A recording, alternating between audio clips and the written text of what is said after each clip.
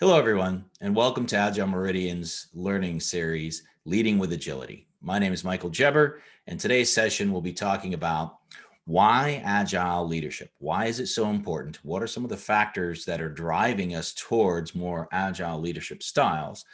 And what does it mean to have an environment which is conducive to allowing talent to lead with agility and to be more agile?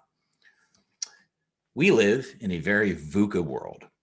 VUCA, for most of you, probably understand what that acronym is. It's been around for a while. It stands for volatility, uncertainty, complexity, and ambiguity.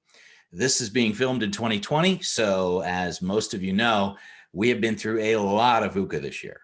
That being said, VUCA has been steadily increasing over time for quite some time now. We had over this year, probably about 5+ years worth of VUCA compressed into about 8 months.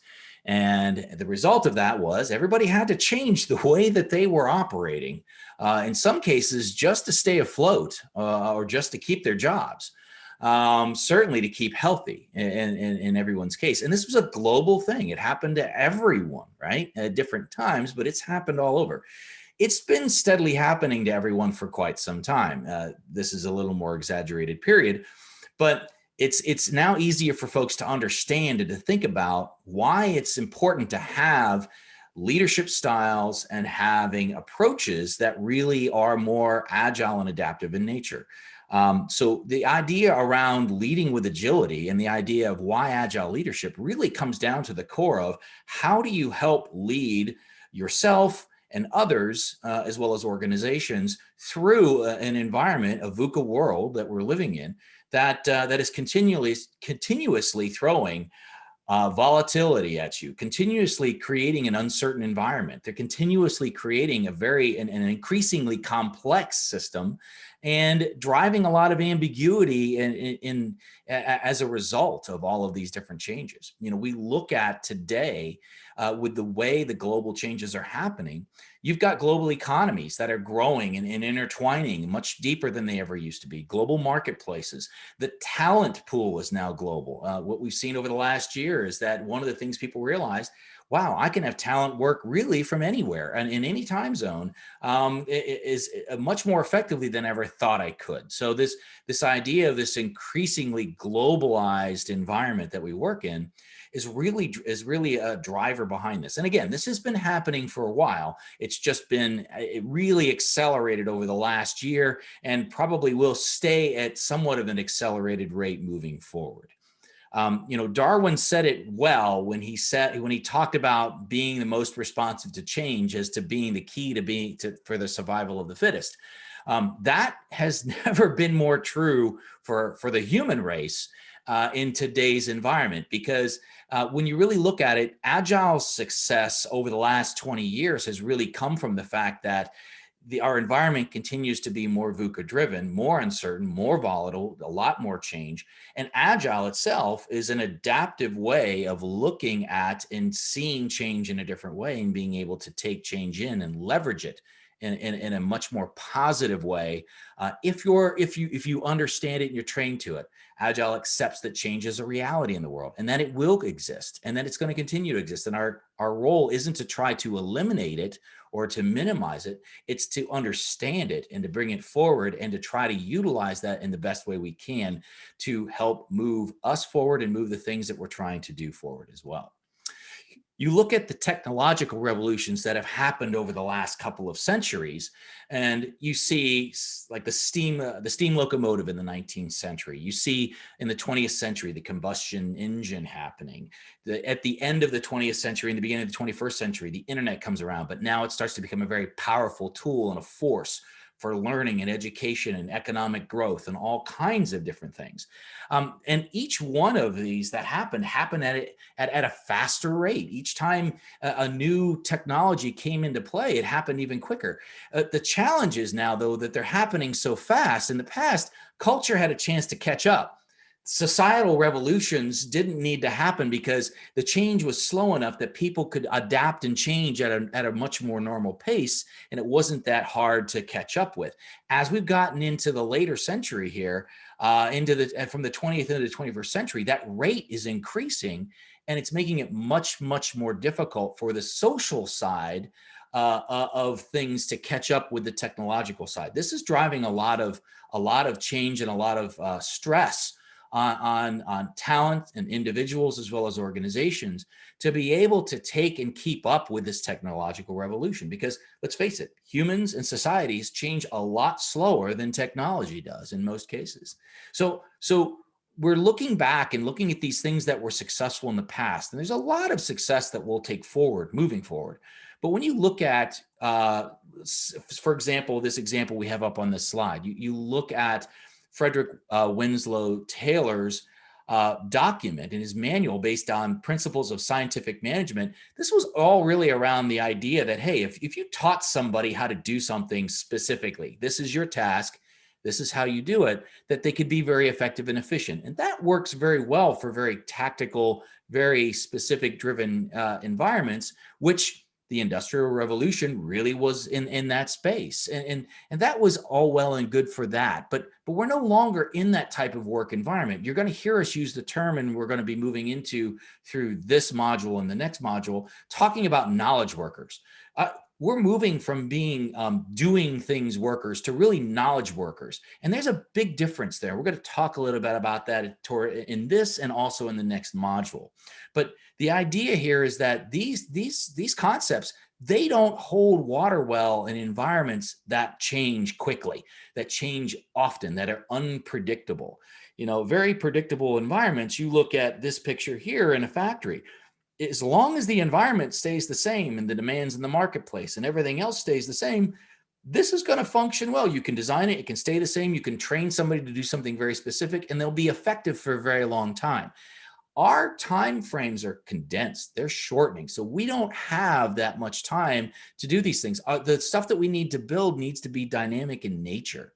So when you're looking at this, again, today we are knowledge workers. And what does that mean to be a knowledge worker? We're going to go into that a little bit in the next section. But being knowledge workers, the key around that is you need a different environment. That environment that you saw on the last slide of that manufacturing facility, those environments don't work in a knowledge worker environment because you need different things than what they needed at that time to be successful in that era, trying to do what they were doing with the constraints, the global constraints that they had around them, which are much different today. So for knowledge workers, organizations need to start developing these types of things. They need to have innovative cultures. Why? Hey, look at what we're dealing with in 2020. We had to innovate. We had to find a way to bring vaccines to market in an expedited fashion that we had never done as a global community. We had to find ways to take a global community that's divided amongst different types of ideologies, different types of political backgrounds and country cultures and all these other things, and bring the smartest people in the world together to try to collaborate and figure out what was going on and then figure out a solution to what was going on. Again, you talk about collaboration. You need to find new ways to collaborate with a larger population in a shorter amount of time to find successful options that you can start using to move forward. We need to be continuously adaptable. We are adapting. In this case, through this year, we're adapting as we go on the fly. You're looking at this. Sports teams are doing this right now with trying to figure out how they're going to get their next game played next week. I mean, the time compression and the amount of flexibility you need to have in your approach is key. So organizations need to develop environments and capabilities that help promote these things. They need to have organizational learning, and they need to know what the meaning is for what they do. Customers today in the marketplace are just as concerned about what you stand for as an organization as the quality of the products and the services you deliver. It's just as important, and it continues to be an increasingly larger portion of what is important to people around the things that you deliver to them. And this idea around continuously being involved. You looked at that picture of that old machine shop back in the Industrial Revolution. You didn't have to be down there. If you taught somebody, the environment stayed similarly structured for a long enough that you didn't have to be interacting with everybody all the time. In fact, you got in their way. Now we have to pivot our thinking on and our approach on that, because with things changing so often, we need to be involved and engaged with people to make sure that we're doing the best thing and creating the best environment to allow them to do the most valuable things that they could be doing and using for their time, and being as productive and as value add as they can be at all times. And we don't necessarily know when we're going to have to pivot again. So there's a lot of cadence. There's a lot of there's a lot of discipline in being agile and having an agile leadership style. It's not very willy-nilly. It's actually very, very disciplined, but it's adaptable. It's sustainably adaptable, which allows you to deal in this VUCA environment much, much, much better than methodologies that we've used in the past. So again, when you're looking at this VUCA environment, when you're faced with things like volatility, you want to be focusing on improving your vision. You want to be able to see better. What can I see more? Can I see farther ahead in time? How can I improve my vision, my ability to see, so that I can get more information sooner, so I have more time to make decisions and to analyze and study things, so that when it comes time to make a decision, I make a very value-added one.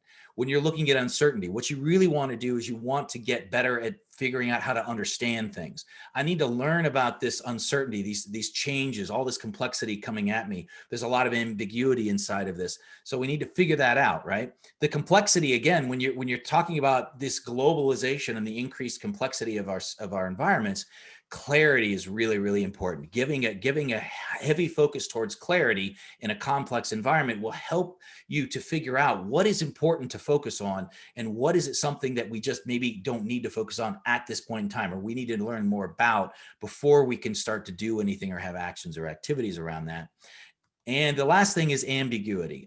Really, this is where the agility side comes in. You know, when you are dealing in an ambiguous situation, having the ability to, in an environment and a talent base that is agile in nature and supports an agile mindset and values and principles, and have techniques that go along with that, ambiguity won't be so disruptive. It won't be so negatively disruptive to you. You'll be able to deal with it much, much better and make better decisions. It's not like you're going to be perfect, but you're going to have better decisions more often, more frequently, which is going to make you more productive and more successful. And you have a lot of learnings out of that. So this environment of learning and growing is really, really critical and key.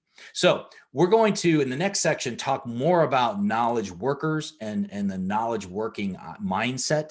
And what does that mean to be a knowledge worker, which will help us to also include more around what does it mean to have an environment around knowledge workers to make that really, really valuable. Thank you for joining this session.